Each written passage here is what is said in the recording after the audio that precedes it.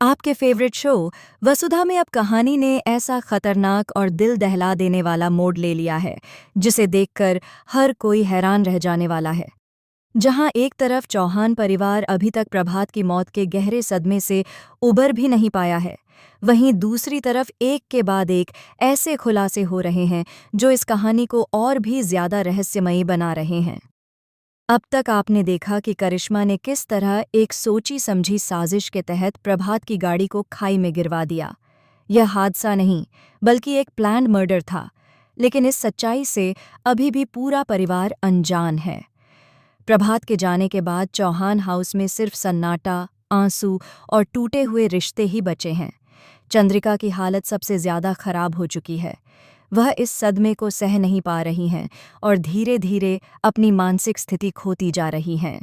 हाल ही में एक ऐसा दिल दहला देने वाला सीन देखने को मिला जहां चंद्रिका अपने कमरे में बैठकर अपने पति प्रभात से बात कर रही होती हैं। उनकी आंखों में आंसू, चेहरे पर दर्द और आवाज में वही पुरानी मोहब्बत साफ झलक रही होती है। तभी देव और वसुधा वहां पहुंचते हैं और जब वे पूछते हैं कि वह किससे बात कर रही हैं, तो चंद्रिका का जवाब पूरे घर को हिला देता है। मैं अपने पति से बात कर रही हूं, वो यहीं है मेरे पास। यह सुनकर सभी के रोंगटे खड़े हो जाते हैं। क्या यह सिर्फ सदमे का असर है या फिर इसके पीछे कोई और गहरा राज छिपा है? इसी बीच कहानी में आता है पहला बड़ा ट्विस्ट। देव और वसुधा को एक बार फिर से वही रहस्यमयी एआई कॉल आता है।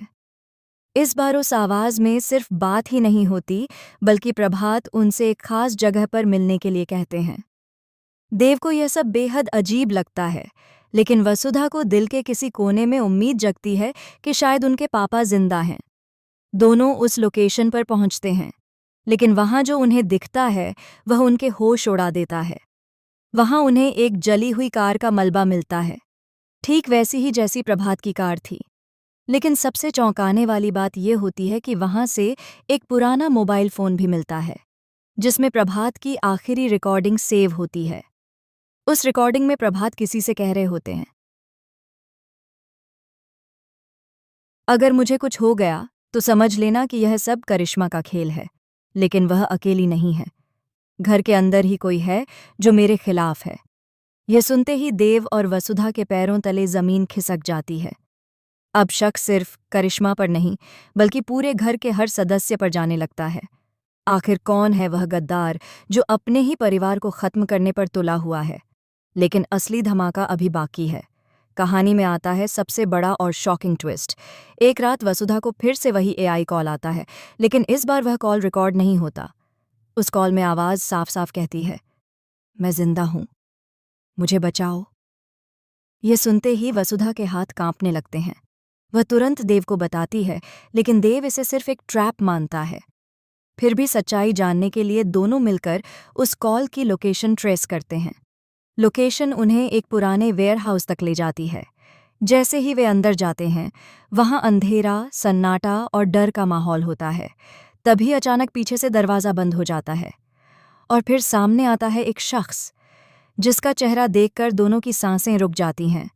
वह शख्स कोई और नहीं, बल्कि प्रभात होता है। लेकिन कहानी यहीं खत्म नहीं होती। प्रभात जिंदा जरूर होता है, लेकिन उसकी हालत बेहद खराब होती है। वह देव और वसुधा को बताता है कि यह सब एक बहुत बड़ी साजिश का हिस्सा है, जिसमें करिश्मा के साथ साथ घर का ही एक भरोसेमंद सदस्य शामिल है। और वह नाम सुनकर देव और वसुधा पूरी तरह टूट जाते हैं। अब आने वाले एपिसोड्स में आप देखेंगे कि कैसे यह सच पूरे चौहान परिवार को हिलाकर रख देगा। क्या देव और वसुधा इस साजिश का पर्दाफाश कर पाएंगे? क्या चंद्रिका अपने पति को जिंदा देखकर ठीक हो जाएंगी, या फिर यह नया झटका उन्हें और तोड़ देगा? और सबसे बड़ा सवाल, वह गद्दार कौन है जो अपनों का दुश्मन बन बैठा है? कहानी अब अपने सबसे खतरनाक और दिलचस्प मोड़ पर पहुंच चुकी है, जहां हर सीन के साथ एक नया राज सामने आएगा और हर किरदार पर शक गहराता जाएगा। ऐसे ही और भी शॉकिंग अपडेट्स के लिए जुड़े रहिए बॉलीवुड स्पाई के साथ। सब्सक्राइब करना न भूलें और बेल आइकॉन जरूर दबाएं, क्योंकि असली खेल अब शुरू हुआ है।